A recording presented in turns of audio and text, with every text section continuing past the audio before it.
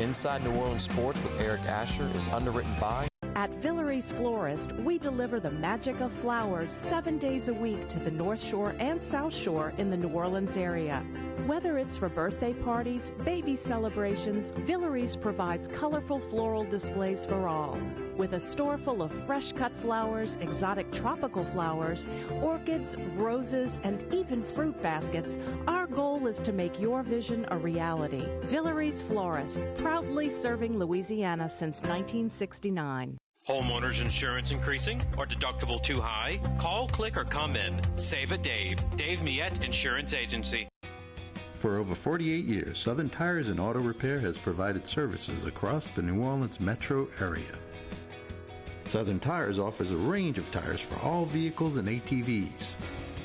We also have a full suite of auto repair options, including brake repair, rim repair, custom exhaust, steering and suspension, tire siping, and so much more.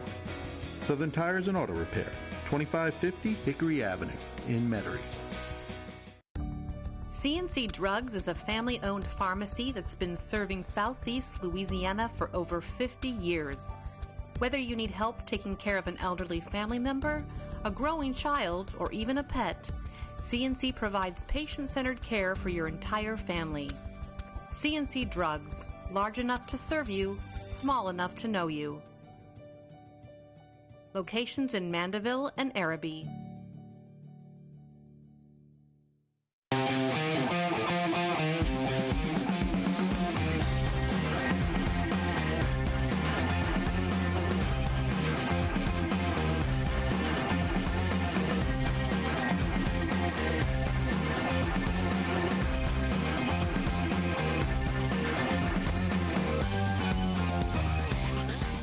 Good afternoon and welcome to another edition of Inside New Orleans Sports, live from our Pontchartrain Productions studios. I'm Eric Asher.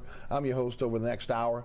And of course, we'll be talking a lot about all the home teams. Saints, LSU, Tulane, Pelicans, Loyola. We'll get into some of the Southland Conference teams as well. And to break it down for us, one of the best we have in the city, from NOLA.com, the Times-Picayune, the Advocate, and also Fox 8 Sports. Jeff Duncan joins us on the program. Jeff, welcome to the show. Thanks, Eric. Good to be here. Jeff, before we get started, I noticed on the other day the Advocate letters coming off the building. Are y'all going more to the Times-Picayune moniker now? Or is it going to be Times-Picayune Advocate or NOLA.com? Is there any changes going on over there? No, I don't think it's any change. I think they even announced that maybe a year ago. It just took them a while to actually change. I think they made the change on the masthead some time ago, Times-Picayune. The brand, right? Yeah, the brand here in New Orleans. Mm-hmm. And the Advocate will be the brand in Baton Rouge. Baton Rouge. So it'll all be under the same umbrella. Which makes sense, right? I mean, again, historically, it makes sense. Correct. Of course, you're at Fox 8 as well. And of course, you've got a couple books that are out. Before we get started, tell the folks about the books. Yeah, look, the Peyton and Breeze book is kind of in the rearview mirror now because we've moved on from those two guys, but it's still, I think, it's a great read. A good read for Saints fans. We've talked about it on the program before. And look, I might have another book in the works here soon. I can't really go into details, but hopefully that works out. Next time I'm on the show, hopefully I have an announcement for that. Beautiful. Let's get started. Obviously, the big question right now is Deshaun Watson.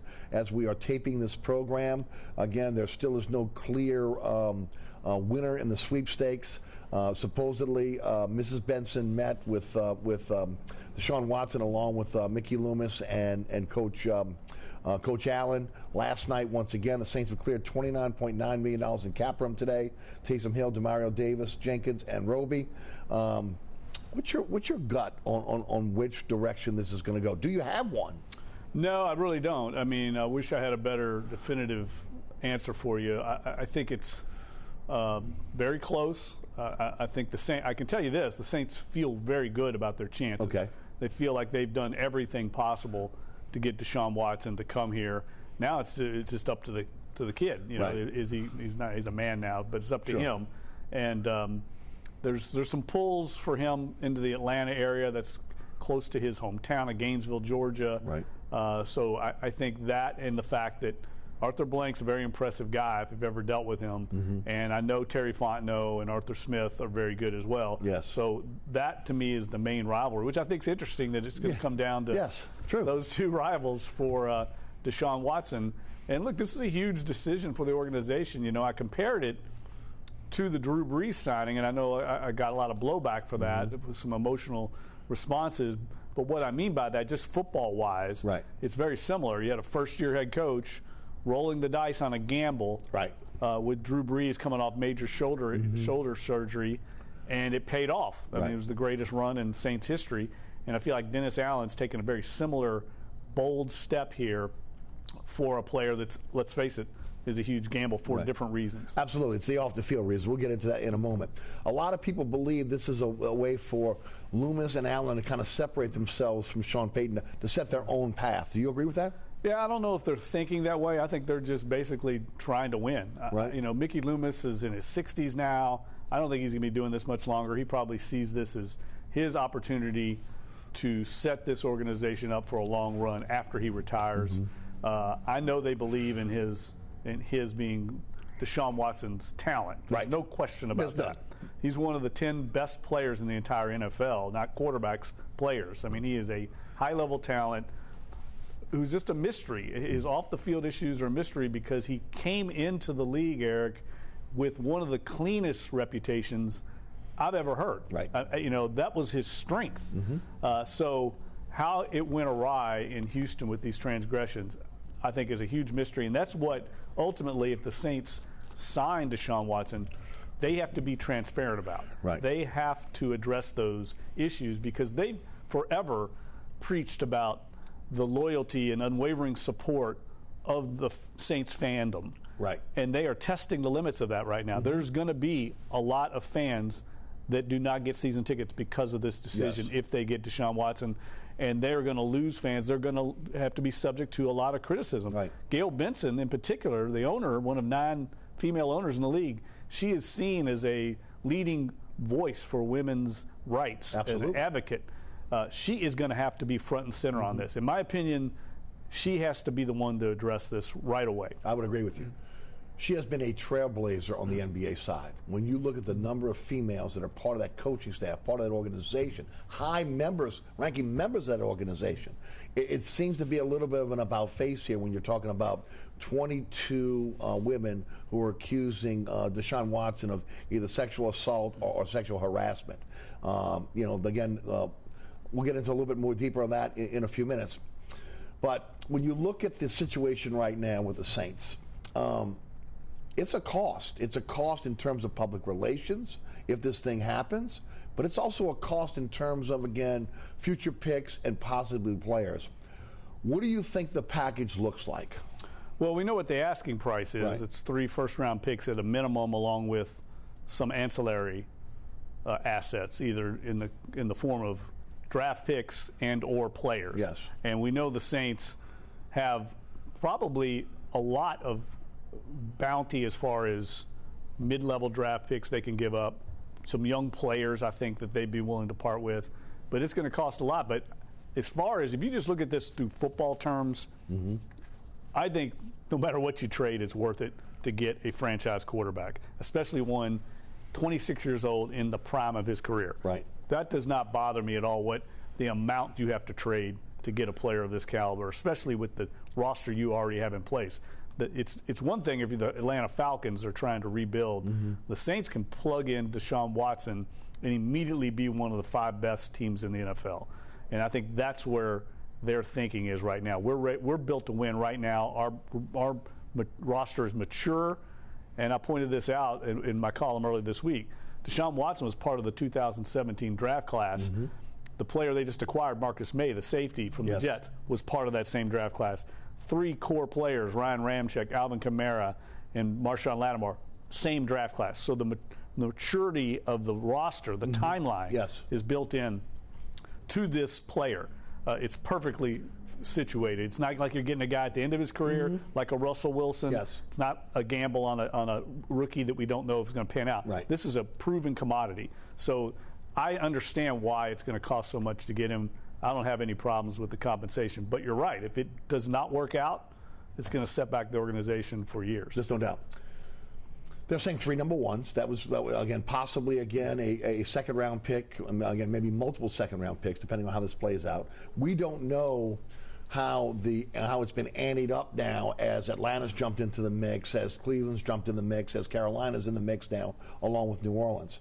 One thing I think we're all anticipating is, because of the way the cap is structured now, and a lot of the veterans have reworked their deals to get under the cap, which was expected this year, okay, that the possible target players would be young players on their first contracts, which would be Gardner Johnson, Adebo, Davenport reworked his deal, but it's still doable, Hardy, McCoy, Ruiz, and then, of course, last year's top two draft picks, Turner and Werner. A lot of people think the most likely player to go would be Gardner Johnson. Your thoughts? Well, it could be. I mean, I think somebody like him, a young, talented player that's not going to cost the Saints a lot. Right. So, there's a cost to doing all these restructures. Sure. It always cracks me up how the perception is that the Saints are these salary cap geniuses and that no one else in the league can do this. Every team in the league knows how to do this. Right. They all know how to do this. They choose not to because it limits your flexibility. How many times have we seen in this trade scenario people say, well, the Saints can't trade this player or this player or this player because they've restructured him? And actually, it's a good thing because those are your core players in a lot of cases. Well, nobody wants to lose Ryan Ramczyk. I would say Andres Pete might be a good guy to trade. You can't trade him. Right, you can't trade him. Because you chose to restructure. Sure. There's a cost to restructuring. It limits your flexibility. Great point. And that is exactly why teams don't do it. Right. So it's not like there's a genius behind this. The Saints are just going all in, and they'll worry about that tomorrow. They'll let that, maybe Mickey Loomis' successor has to worry about that. These guys right now are trying to win right now, and when you can get a player of this caliber, it's very rare. I mean, I was trying to think when I was writing my column this morning, when's the last time a player of this caliber in his prime became available in the NFL? It very rarely happens. Doesn't happen. Well, the baggage is part of it, okay? No, there's no doubt. It takes extreme circumstances. It does. And of course, remember, he was trying to push his way out of Houston even before all this came to light as well. When you look at, let's talk about the cost on the flip side. And the cost, again, when you're talking about 22 women who have accused him of sexual assault or sexual harassment. As you mentioned, a female owner who's been really a kind of a trailblazer on the NBA side. The public perception here, look, they're going through depositions right now. Maybe there's a possibility all 22 women are in a situation where they'll settle, and they'll have a clause in this where ultimately, again, they won't speak of it, and it's sealed. But there only takes one woman to be able to say, no, I'm going to court. And then, again, all this spills out. I mean, we've seen a little bit of this now. If you really go look and you go to try to find out what's going on in terms of the lawsuits that's been released. And a lot of that stuff is very, very damning to Deshaun Watson. On top of that, you're looking at probably a 6-game suspension from the NFL. So you're bringing a player in. You got to fit him under your cap, which again I don't think is an issue. But you've got the off-the-field baggage, and then you've got your starting quarterback is looming with a 6-game suspension. Oh, by the way, Alvin Kamara may be suspended as well. Your thoughts on the price here, the cost, okay, on the other side of this, not the draft picks, not the players, but again the player that comes in with this baggage that again could affect this organization at least short term. If ultimately all this comes out, they have to battle PR, and then of course the suspension. Well, I think clearly that's why Gail Benson met a second time with Deshaun Watson, not only to get answers herself face to face, but also to let him know the investment that the organization is making, that she is sticking her neck out, the entire organization is sticking its neck out on him. And if they fail, if this blows up on them, they've lost all the goodwill they've engendered with the fan base and set back the organization on the field for years. Potentially it could have a Ricky Williams type of effect. Absolutely. How it blew up on Mike Ditka, and he never recovered from that trade. So there's a lot involved here. There's no doubt about it. I'm sure they're aware of it. It's a roll of the dice. There's really ultimately what this comes down to is trust. Gail Benson's trusting her lieutenants that they are doing the right thing, have done their homework in this regard. And let's be clear about that. I mean, the personnel department, the security department of the Saints has looked into this in depth. That's the way these NFL teams work. They have top-notch people. Absolutely. They know everything that's happened with Deshaun Watson. I've had people tell me in a case of a draft pick, I mean, they know when he throws a banana peel away on the third floor of a building. I mean, there's nothing that they're not going to know. They obviously feel comfortable in making this decision. And they're not alone. Half the league, every team that needs a quarterback is in the mix or trying to get in the mix for Deshaun Watson. So I think that's significant as well. But I can tell you, I mean, Sean Payton would not have made this move. He was not a fan of Deshaun Watson. So there are people internally also that are not fans of this move. So it is a controversial decision even internally. It's not a no-brainer to make this move. Right. Obviously, at the taping of this program, we have no idea if ultimately he chooses the New Orleans Saints. You spoke about this a little bit earlier. This could really drag on for a couple days. Yes. Okay, it could be today, but it could drag on for a couple days. But this is a big decision on the part of Deshaun Watson. Do I go home with Atlanta, who's rebuilding? Do I go to Carolina, that's 138 miles away from Clemson, where I went to school? Do I end up with going to Cleveland, who has a pretty decent roster right now? Or do I go to New Orleans, which I think is probably the best fit for him if he wants to win right now and have a chance to be able to go to a championship because of the NFC. So it's a big decision on his part. But the teams need something quick. Absolutely. That's what I think the element there. The teams have to know. I mean, the Saints have to know if they need to go in another direction. Do they still try and sign Jameis Winston? What do they do? They've cleared all this cap space. It'll be a huge setback if they don't get Deshaun Watson. I don't think it's nearly as big a setback for some of the other teams. No, because they have cap problems. Right, but for the Saints themselves, with the exception of Atlanta, they've gone all in. There's no doubt. I agree. That's where I was going next. Let's say it does not happen. Say he chooses Atlanta, one of the other teams. What direction do they go down? Doesn't look like Jameis Winston has made any visits, so it looks like he's waiting in the wings if ultimately they want to go in that position, go in that direction. But Jeff, I've said this. I don't know how you feel about it, but I mean, I don't think Sean Payton walks if he's got a franchise quarterback in the room. So that maybe is an indictment on how he felt about Jameis Winston. Is the pursuit of Deshaun Watson an indictment on Jameis Winston with the new coach, with Mickey Loomis, or is it just a once-in-a-lifetime opportunity to get a one of the top 10 players in the NFL? It's definitely the latter. I mean, Deshaun Watson, I think anybody would tell you, is a better quarterback than Jameis Winston. Everyone knows that. I'm sure the Saints have told Jameis Winston in his camp, this is our top priority right now. We still have interest in you, but this is where we're going. If they're smart, they did. Jameis Winston is what he is. Everybody knows that. There's reason there's not a huge market for him in the league. So I think he would be a fine stopgap guy, but he's not ultimately, in my opinion, the long-term answer to the quarterback position. And I think the Saints understand that Deshaun Watson could be. And that's why they're putting all their eggs in that basket. If they come back with Jameis Winston, I think the most important thing will be what kind of deal do they give him? How much long-term security do they give him? Clearly, he doesn't have a lot of other options. I thought he would have more options, to be honest with you. He doesn't.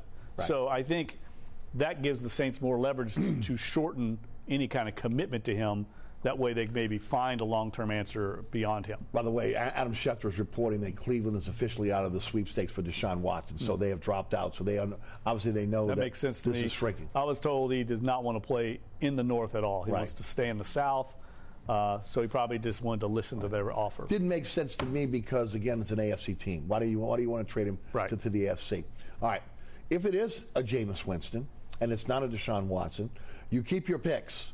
Next year and the following year are said to be, again, very good quarterback drafts. So, again, that's an option there, again, where you're signing, again, a veteran to again, a short-term deal, a guy that's been in your building for a couple years. Hopefully, again, he's the same guy that we saw in the first 7 games of last year. And then you're in a position to go out, and since you're willing to be able to use these picks to move around, and we've always known the Saints want to do that, that maybe you're taking a shot on a young player that you're grooming.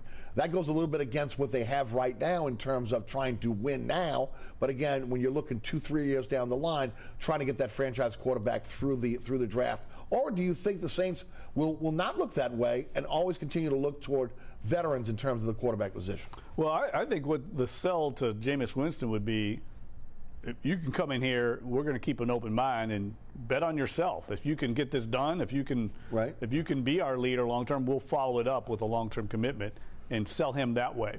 I think Jameis Winston knows this is a great opportunity. That's why I think Deshaun Watson's interested. Yes. They see this roster. They know there's talent here, and they understand this organization has a commitment to winning. I brought this up in a couple of my social media posts. I think what people need to understand also, the reason the Saints are able to do all of this maneuvering with the cap is because they have the cash to do it. This deal with the state of Louisiana is so team-friendly. It gives them such flexibility because they have cash on hand to make these restructures. It sets them apart from almost every one of their small market peers. They can do things like this that give them flexibility that allows them to be competitive every year. The state of Louisiana said, we want to have a good team here. We don't just want to have a team scraping around the barrel of the NFL bottom. And that's a huge asset for the Saints in this instance. They have the flexibility, and now they've built up such a reputation that they can convince people like Teron Armstead to wait around. One of the top left tackles in the league. They've built up such a good culture here that they're able to do that. And their reputation is changed from the Sean Payton, Drew Brees era to now they are a destination location. Jeff, are you surprised Mrs. Benson was all in on this? Or again, it's putting her reputation on line for this. Are you surprised by that? Well, not really. I know she trusts her people implicitly. She trusts Mickey Loomis maybe more than anybody else in the organization. He and Dennis Lauscha, I think, are her two most trusted people, and I think she believes in them, and they obviously have told her that they feel comfortable in making this move, and she will listen to them. I mean, that's part of why she's such a good owner, is she empowers her people, her football people, to make football decisions. This is clearly beyond that. This goes beyond just a football decision because of the position, the fact that this is going to be the face of the franchise. And not only that, you're going from someone like Drew Brees, who was universally revered, his Captain America reputation, and now you're bringing in someone to basically saying this is your long-term successor to Drew Brees, who has all this off-the-field baggage. That's why I think it's such a fascinating scenario, and one that I'm sure she's thought long and hard about. She's not getting involved in Marcus May's signing. No, of course not. But this one she's heavily involved in. Yes, because again, her reputation is at stake here as well. Correct. If this was a male owner, maybe not as much, but a female owner, it is. Because she's representing women, let's face it. Whether, again, she wants to or not, in her position where she is representing women. And she's going to lose some fans because of this. And I'm sure she knows that.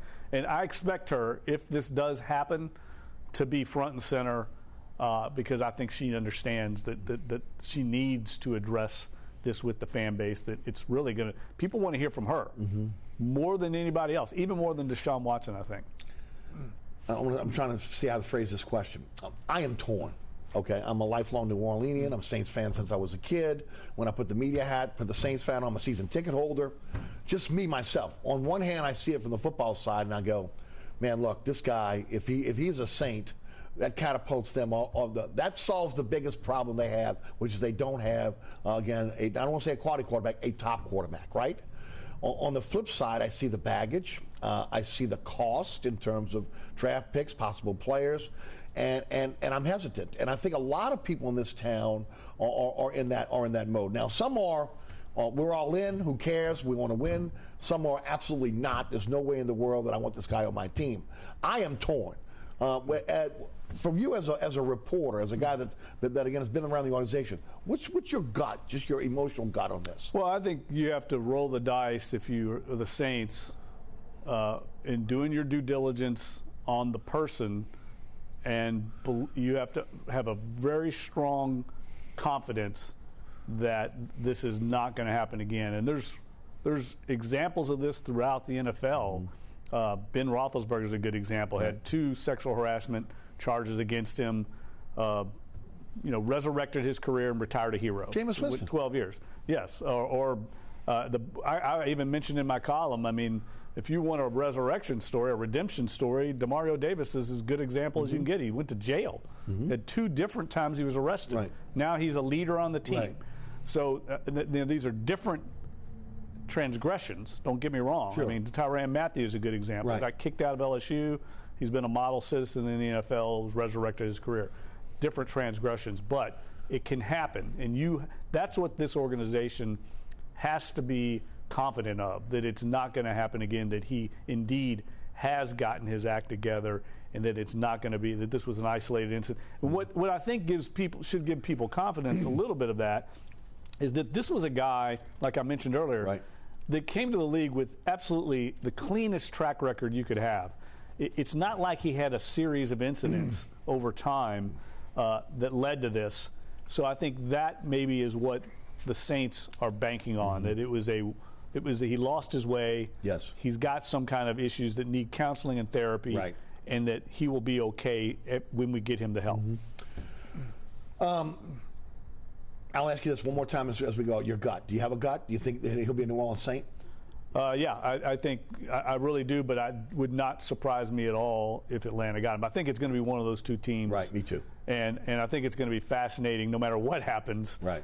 When those two teams play going forward, because if Atlanta does pull this off, which would be amazing. Right. Considering their cap situation, right? Right. And Terry Fontenot, a young general manager, a New Orleans guy, a Lake Charles guy, Tulane alum. Right. If he could steal this player away from his mentor, Mickey Loomis, would be a feather in his cap. And certainly amps up the Saints-Falcons rivalry. Yeah, no doubt. Okay, again, as of right now, again, we have no idea again what is going on. This could take an hour, could take a day, could take through the weekend before we know one way or the other if Deshaun Watson is going to be a Saint. All right, we do know that Marcus May is a Saint.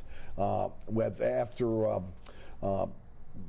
Williams has signed again a new contract with the Ravens. 5 years, $70 million, $37 million guaranteed, $14 million a year. A lot of people are talking about Tyrann Mathieu. I mentioned on the radio show, as soon as they started talking about that, Tyrann, who I'd love to see here, and a lot of people would, he made $14 million last year. Right. And if you're not willing to pay Marcus Williams $14 million, how would you be willing to pay Tyrann Mathieu $14 million? And I don't see Tyrann Mathieu taking a pay cut. No. Look, I think they went for a bargain here. They're trying to roll the dice that May, coming off of Achilles tendon surgery, is going to be fine, and a guy that has when he's healthy is going to be a very adequate, more than adequate replacement for Marcus Williams. So there's a gamble again here. The Saints have shown they'll gamble on players with injury history. Sometimes it pans out, sometimes it doesn't. Right. And this is no doubt a gamble. I personally, I've never been as high on Marcus Williams Me neither. as other people have been. I think he's a good player, a solid player, but I'm with the Saints on this one. I would not pay him $14 million a year. I also go back to last year because there was a decision that needed to be made. Hendrickson or Williams. Hendrickson signed a cap-friendly, incentive-laden deal with the Cincinnati Bengals that the Saints could have handled, but they decided again to go all in on Marcus Williams, even though Marcus Williams told them he wanted a top 5 contract. They put the franchise tag on him. They lose Hendrickson, who goes on again to continue double-digit sacks, and then a year later, you're in a situation where Williams is walking out the door. Of course, you'll get compensation in terms of a compensatory pick, much like they got the third rounder for Hendrickson this year. They'll probably get that for Williams next year. But again, in most cases, teams go with the big man, the pass rusher, over the safety. The Saints went in a different direction last year, and it was only a one-year rental on Williams. Yeah, and well, this goes back to what we talked about earlier. Their cap philosophy and all these restructures doesn't give them much flexibility. And in this instance, it came down to we had to lose one of two players, two key players in your defense. Yes. It doesn't have to be that way. You could have signed both of them if you had the room, better cap management. Right. That's my point. Is like it doesn't, but it is difficult. I would say this: the fact that all these core players were in one draft, so all their bills come due at the same one time. Right. It's not like you can stagger it out. In their defense, it is difficult. Now it looks like they're going to end up with just 3 players from that Gonzo draft class in 2017 because they couldn't keep the others. Yep. Let's talk about May for a moment. You mentioned Achilles tendon injury. 3 years, $28 million, about $9.3 a year, $15 million guaranteed. He had one of the highest 59.8 completion rate versus NFL quarterbacks in last year. It was the lowest for again the safety. So The guy can play. He's a better tackler from what we understand. Maybe not the range that Williams has, but he's more of your prototypical safety that, again, the biggest issue I think that Saints fans had with Williams was not his ability in his range. It was, again, his tackling ability. And it came back to bite him multiple times where it cost the Saints big games. And they're looking for a safety that, again, they feel like at the end of the day can tackle. Let's face it, Jeff, the safeties of old where, again, you could come across the middle and knock a guy out, that's in the past now. You need guys that can cover. You need guys that can tackle. Yeah, and that's what that position calls for. And look, the Saints they'll alter their defense accordingly to his skill set. I think the secondary is arguably one of the strengths of the team. With Lattimore there and Paulson Adebo, how he came on as a rookie. They've brought back Bradley Roby. Right. I think they'll ultimately get P.J. Williams back, and we don't know what's going to happen with Malcolm Jenkins. But I think that's a strength. I think Marcus May. I don't think Saints fans are going to miss Marcus Williams at all. Me neither. I think he's going to be gone and forgotten. I think he was a good player. He made some plays, but not enough, in my opinion, to justify his deficiencies as a tackler. Clearing the cap room they've cleared, even if Deshaun Watson does not come here, the fact that Armstead is in a holding pattern right now, is there a possibility he still comes back? I think it would be more doubtful. I think he may take the payday if he. So you think he's going to take the pay? He's going to take a cap-friendly deal, hometown deal with the Saints if Watson signs. He said the other day in a radio interview that the most important thing to him right now is winning. Right. And I think he believes with Deshaun Watson here, you can win a Super Bowl. Without him, that's much more in question. And he may have more interest from somebody we don't know about that he feels good about. Okay. A lot of talk about Jarvis Landry and some other wide receivers here. What do you anticipate happening with that position? Yeah, I don't draft, know. I just never felt like the Jarvis Landry stuff was real. I think there's a lot of agents putting stuff out right now to gin up interest, and so that's why they call it the silly season. Right. And I think the Saints will address that position, no doubt, probably in the draft and in free agency. But if Jarvis Landry, I mean, he's a pretty high-ticket item. Yeah. I don't know if they have that type of ability. He would be a great player. Oh, I think so. You put him on the opposite side of Mike Thomas, okay, in the slot. I mean, and look, that's gold. He would, and I think when you get a player like Deshaun Watson, you can start getting players like Jarvis Landry. They're going to come here. That's what happened. They're going to take pay cuts. That's what happened with Drew Brees, and so I think that's another reason why the Saints are all in on him. They believe there's, and I have to get to my break, but one last question. There's a school of thought out there that Sean Payton's going to want to come back and coach, and may want to come back as early as next year. And there'll be multiple picks, maybe a couple first-round picks, and a player that'll be part of that. And that, again, the bounty that you're giving up right now for Deshaun Watson can be solved by the compensatory picks you're getting for some of these good players you've lost, which are mid-round picks, and then a possibility of, again, picking up multiple number ones or at least high picks for Sean Payton. Do you think that's even relevant in the room right now? That, again, they're banking on something like that? Or, again, do you think that's just, at this point, fan talk? Well, I don't think they're banking on it. I think they've definitely considered it. Right. I don't think there's any doubt about it. I mean, everyone that knows Sean Payton knows, he's going to struggle, I think, to not be competitive in the mix. I agree with that. I think, he's one of the most competitive people I've ever been around. And I know he's going to have a year probably in TV, and I do think that that's going to be good for him personally. But I think there's going to be a huge part of his DNA that wants to get back on the sideline to coach, and I think Mickey Loomis knows that very well. So they're probably taking a calculated gamble there and thinking, hey, if we give up all these picks, we might get them back for Sean Payton. Now, what they get back, I don't know. But along with the compensatory picks you talk about, I think it softens the blow of what you're giving up. Certainly has to be factored into the equation. Jeff Duncan, NOLA.com, Times-Picayune, Advocate, and, of course, Fox 8 Sports is our guest. I'm your host, Eric Asher. We'll hear from our underwriters. We'll come back. We'll tackle the LSU situation next, right here on Inside New Orleans Sports.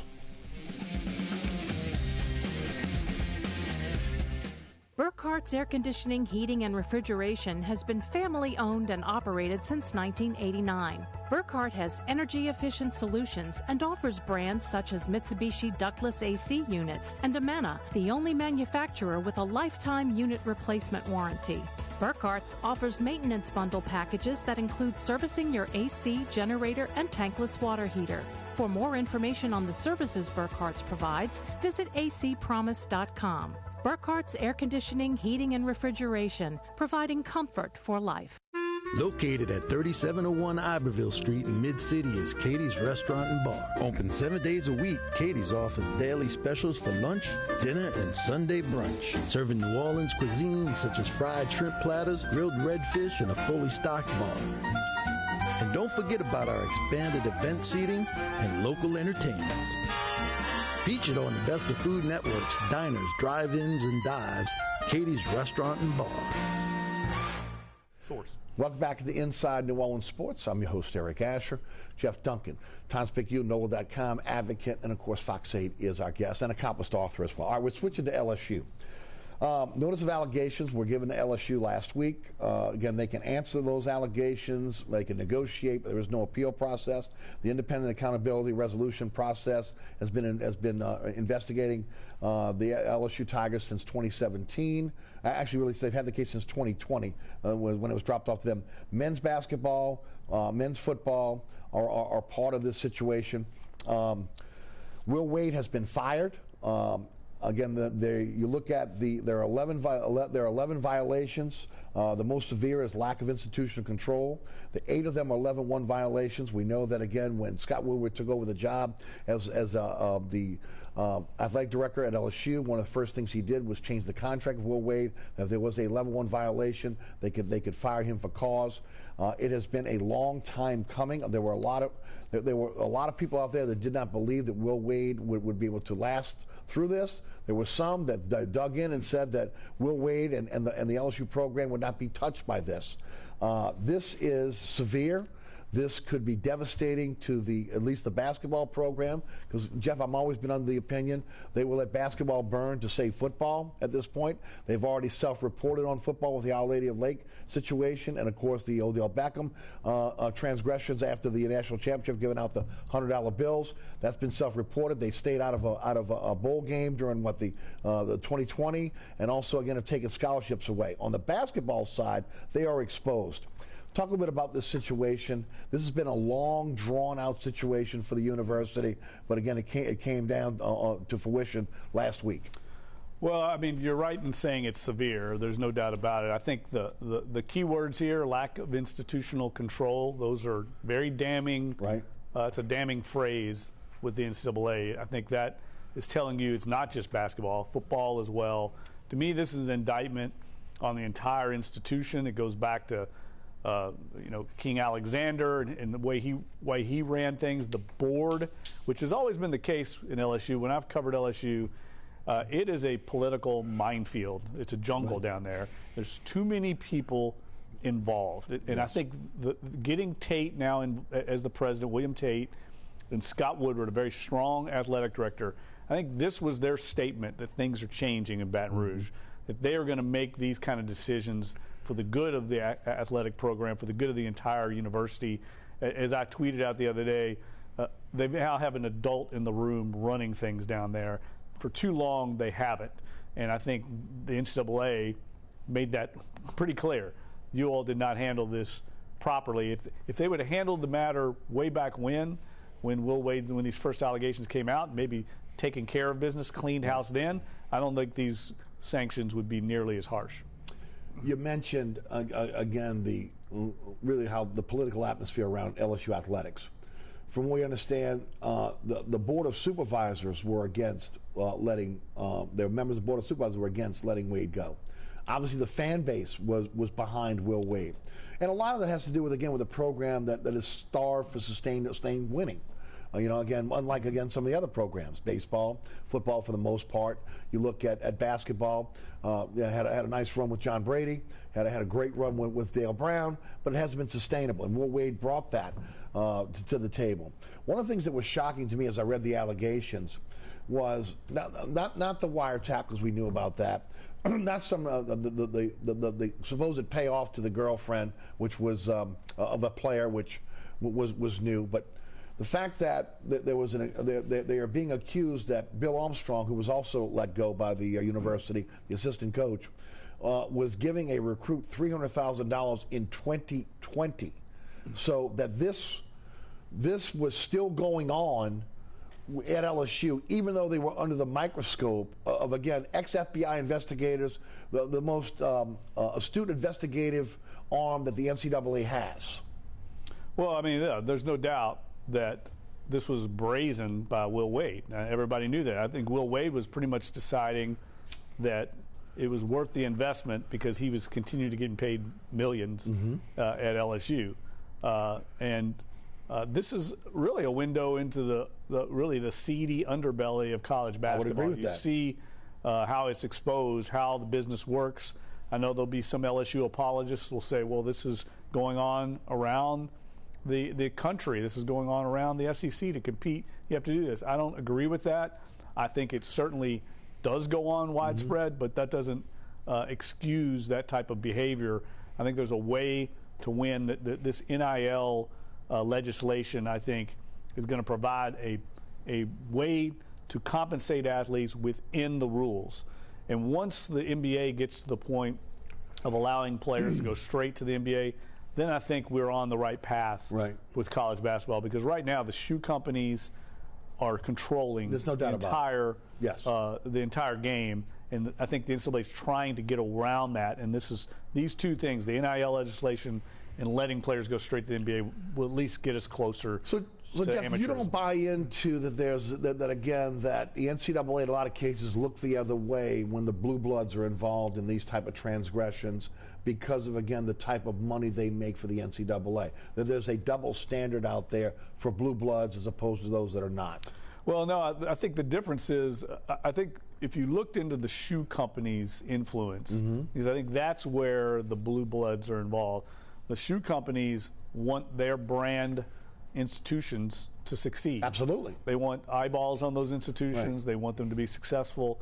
That is very difficult, I think, for the NCAA to prove or to even get involved in. I mean, as has been pointed out many times, Nike is much more powerful than the NBA. They have way more money than the NBA. That's why a guy like Anthony Davis can end up with the LA Lakers, and why there's people pulling on Zion Williamson right now. Absolutely. These are powerful institutions with a lot of money. So, and I think the NCAA is powerless to influence that. What do you think the future of Will Wade is?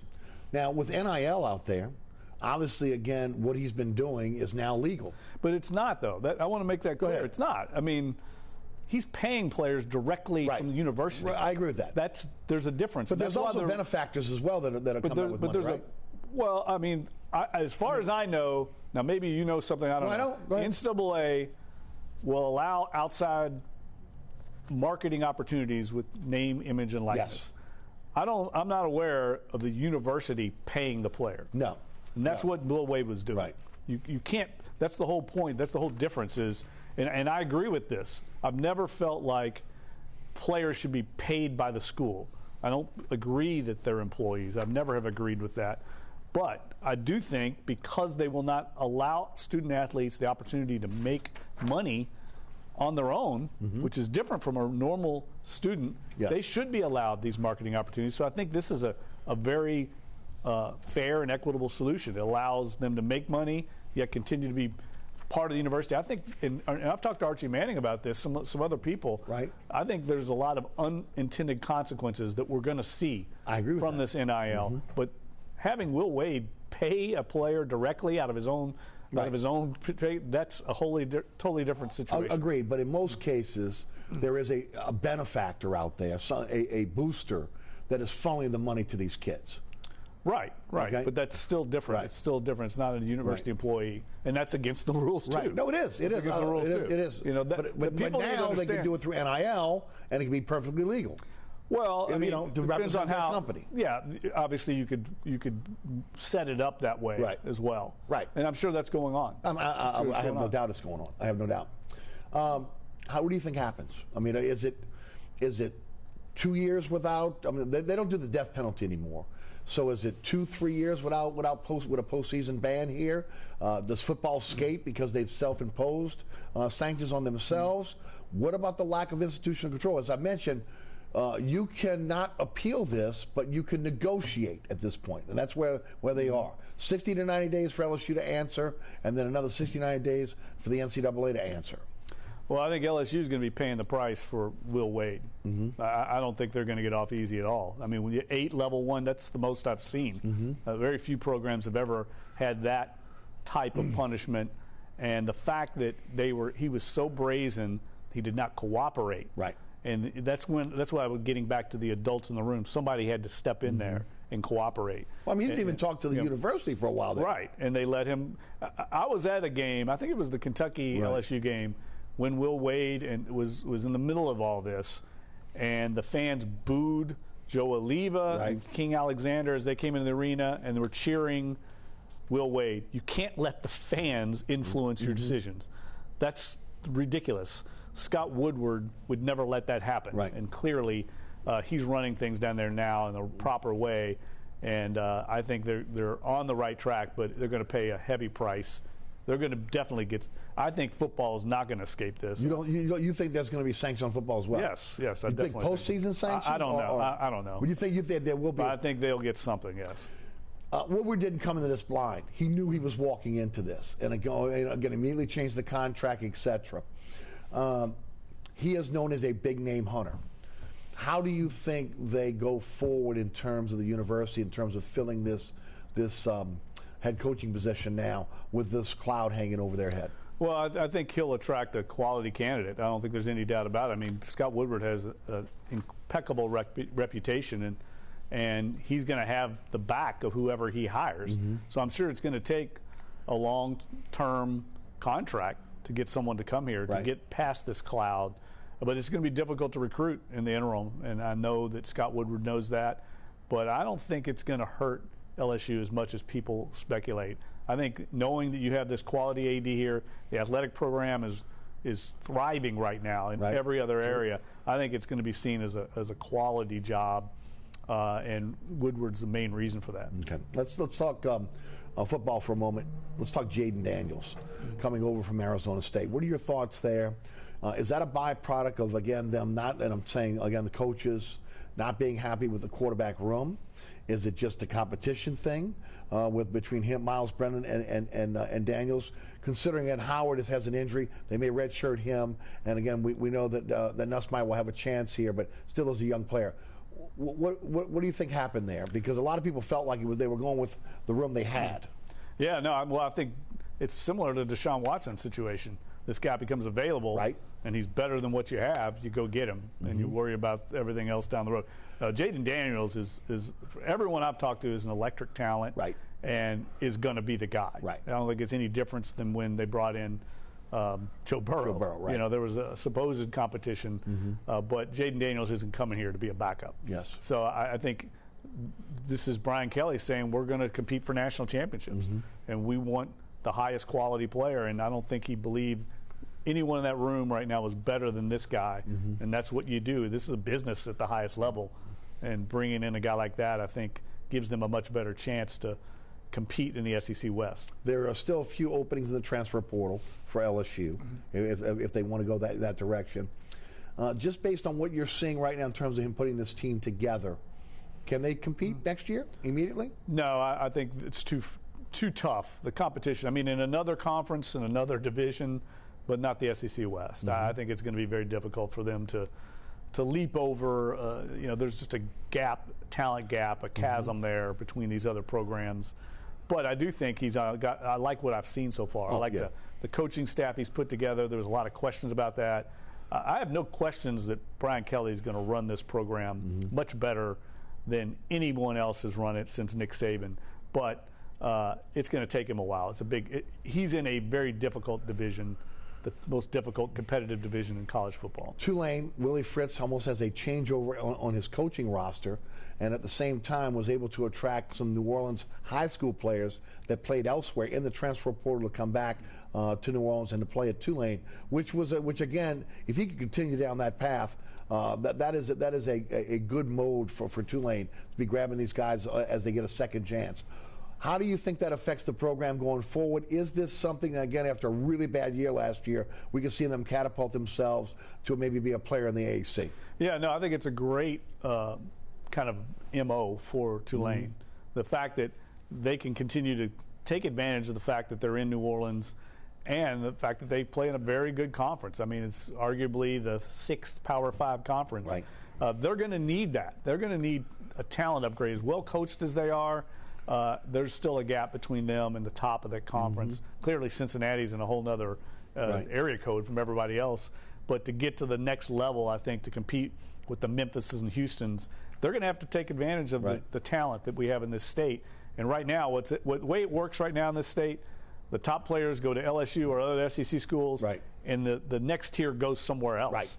They're not going to Tulane, and that's where they've got to get. They've got to get into that mix for the second tier. And maybe this helps, again, by getting these guys that are coming around the second time around, for maybe the guy that's coming out of high school that looks at the Oklahoma States or some of these other places and decides, you know what, I'm just going to stay and I'm going to go to Tulane. You know, again, what we've seen again with Louisiana Lafayette, right? A lot of players have gone that direction. Be interesting to see. Let's shift gears to basketball. We are in March Madness after all. Loyola 31-1, 17-1, number 2 in the polls, number 1 in the tournament. SSAC regular season and tournament champions. They take on Faulkner today at 3 p.m. In Kansas City, the first game of the Sweet 16. 4 games to the championship. They lost to Faulkner where they were down with COVID-19. They came back and blew them out by 50. I heard some people say this is a trap game. I think they understand what's in front of them right now, especially after last year. I don't see this being a trap game at all. This is really a great story out on Ferret Street. It really is, and it's really, I think, symbolic of the ascendance of the entire athletic program out there. They've put some resources into the program, and under Brett Simpson, the athletic director, and they're really thriving all across the board. All their teams are enjoying unprecedented success, and Stacey Hollowell, the coach of the men's basketball team, has done a great job of identifying players that don't maybe have the pedigree to go or attract some of these top Power 5 schools, but have the ability to do the schoolwork at Loyola and see maybe the advantages of going to play at an NAIA school and be very competitive for a championship. And that's what he's got. He's got 2 players, Eric, Miles Burns and Zach Reitzel, that could play in Division I. There's absolutely no doubt. But they're happy there, and they want to win a national title. I'll be surprised if they don't win it. They've been just killing people. Blowing people up. Yeah, I mean, they're just they're very well coached. They play a fun style of play, get them down the court. They press. I was talking to the coaches and the players about this. You don't see full court press anymore. No, not anymore. Nobody does it. Right. It's so refreshing to see this 94-foot game, and they just wear opponents out with their press. It reminds me of those old Louisville teams when I grew up following Denny Crum and Rick Pitino, where they take advantage of their athleticism, make you play 94 feet, and eventually it takes its toll. By the way, again, SLU lost to South Alabama last night in the College Insider Tournament. They're gone. Nichols lost to SMU last night in the NIT. UNO is in Portland to take on Portland on the first round of the Basketball Classic. That is Saturday at 9 p.m. And, of course, LSU, Iowa State in the Midwest Regional in Milwaukee. That's a 6:20 tip on Friday. On the women's side, LSU's women are the 3 seed in the Spokane Regional. They are taking on Jackson State in Baton Rouge on Saturday. Tulane today in the NIT, women's NIT, taking on Jacksonville State at Devlin. So, again, still some teams alive in terms of college basketball. Yeah, I'm interested to see how LSU responds to the Will Wade firing. I think it could go one of 2 ways. I mean, I think they will rally around the cause, kind of take an us against the world mentality. And I think LSU has a chance to advance here. They certainly have the talent defensively, but it also wouldn't shock me without that with that bombshell. They could be checked out. And a lot of these guys are going to be gone. A lot of these guys are one and done, or they're transferring out to another place because they're going to deal with again the sanctions. Let's talk Pels. They lost at home to the Suns the other night, 131-115. They went 1-3 in the homestand, which was tough. But they lost Brandon Ingram, obviously, with, again, the 5th straight game. You look at they're 28-41, 10th place in the West, 1.5 games behind the Lakers, and they're a game ahead of Portland. I think a game and a half now ahead of San Antonio. Your thoughts on the Pels' run to the 10th seed? Well, look, they've got a big game with San Antonio coming up. They've got 2 big games with San Antonio. To me, that's the threat right now. I mean, it's hard for me to get excited about this, to be honest with you. Because it's the 10th seed? Well, yeah, and it's the 10th seed, and it just feels like no one – I mean, they're not exactly surging into the 10th seed. Right. We felt that way the first 4 games after the All-Star break, but since the injury, right? No, I mean, they're basically just, limping they're into treading this. Water. And look, this is why the NBA went to this, to create interest in more markets for their playoffs. Of course. And that's what it's done. It's certainly created interest. But to me, everything's about next year. If they get in, fine. But I want to see what happens with Zion Williamson this offseason. I like that he's back here now. I like that he's under the umbrella of Willie Green. He's going to be in the hip pocket of C.J. McCollum. I think those 2 gentlemen have a chance to salvage that situation, whereas a month ago I thought it was irreparable. Right. Yep. I would agree. I think that's the best chance they have if he truly, again, is not in a situation where he's so anti-New Orleans that he wants to get out. We'll see how that plays out. It'll be interesting to see so you don't think he's playing this year then? You think? I think there's a chance if they make the playoffs, he could get in. But he's not even really competing in he's just shooting. Team activities. He's just putting weight on his foot. Right. They're being very conservative, rightfully so, because I think they know exactly what we just said. Right. This team's not winning an NBA title. Let's think big picture. Right. And, of course, if Brandon Ingram can get back, that'll be huge for them because, again, it's proven that when he doesn't play, they don't win. Right. Well, he's their go-to scorer along with McCollum. He's one of the 2 people that can score 20 for you every night. And they're a different team when he's not out there. And we see when defenses can concentrate on one score. Right. When both he and McCollum are on the court, it creates problems. 30 seconds. Who do you like in the NCAA March Madness?